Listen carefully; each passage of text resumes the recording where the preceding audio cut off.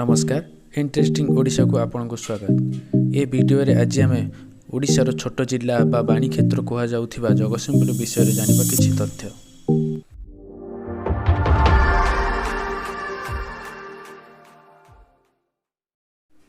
सबुज बनानी रे भरा ओडिशार सबुठार छोट जिला जगतसिंहपुर, जहाँ बाणी क्षेत्र नाम रे परिचित। एही जिलार उत्तर रे केन्द्रापड़ा जिला, दक्षिण रे पुरी जिला, पश्चिम रे कटक जिला एवं पूर्व सीमांत रे बाई ऑफ बेंगल अवस्थित।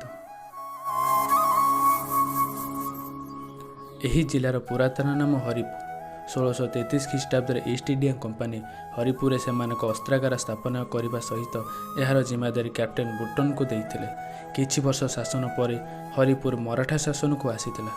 मराठा माने 1748 ख्रीष्टाब्द जगत सिंह को पेशकुश एवं नजराना पर 2 रेवेन्यू आदाय करने पर नियोजित करथिले। 1786 ख्रीष्टाब्द जगत सिंह नाम हरिपुर को जगतसिंहपुर नाम नामित करागला। एप्रिल 1993 जगतसिंहपुर कटक विच्छिन्न होई एक स्वतंत्र परिचय सृष्टि कला। एही जिलार लोकसंख्या 11 लाख रु अधिक होइतिबा बेले यार 70% लोक चाष उपर निर्भरशील।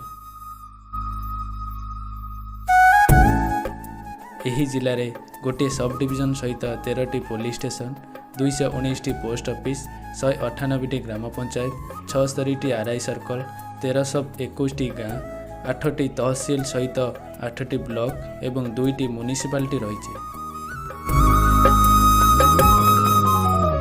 स्वाधीनता संग्राम में जगतसिंहपुर एक प्रमुख भूमिका ग्रहण करथिला। 1922 ख्रीष्टाब्द गढ़ी उठिथिबा अलका आश्रम थिला एही संग्रामर पेंटस्थली। एही ठारे इंग्रेज विरोधी सभामान आयोजन करा जाउथिला।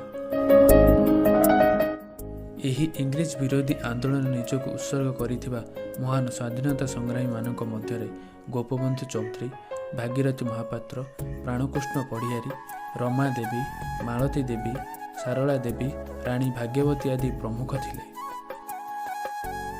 एही माटी केते महान व्यक्ति को जन्म देइछि। सेमानक मध्यरे आदिकवि सारला दास, पद्मश्री डॉक्टर प्रतिभा राय, गाल्पिक डॉक्टर विभूति पट्टनायक, पूर्वतन मुख्यमंत्री नवकृष्ण चौधरी, प्रसिद्ध वैज्ञानिक डॉक्टर प्राणकृष्ण परिजा, प्रसिद्ध फिलोसोफर हृदानंद राय, पद्मश्री गोपाल छोटराय, अभिनेता दुखीराम स्वाईं, क्रिकेटर देवाशीष महांती आदि प्रमुख थे। जदि आपण जगतसिंहपुर प्रसिद्ध स्थान मान बुली देखा चाहते कटक बस जोगे किंबा ट्रेन जोगे जापर।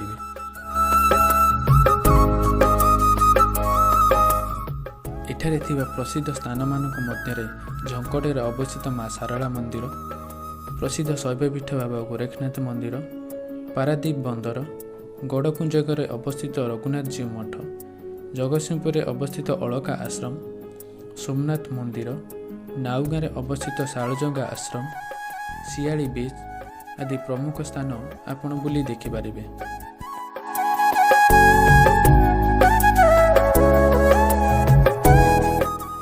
यही जिला 12 मासरे 13 पर्व पालिबा सहित कलिंग बालीजात्रा, बोईत बंदाण, मकर मेला, जिला महोत्सव, बुक फेयर आदि उत्सव अति धूमधाम रे पालन करिथाय।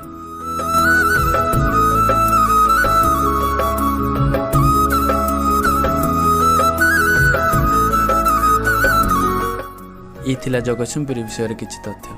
जदि आपको वीडियो भल लगी था कमेंट करने सहित लाइक और सब्सक्राइब करने को जमार भूलिए। धन्यवाद।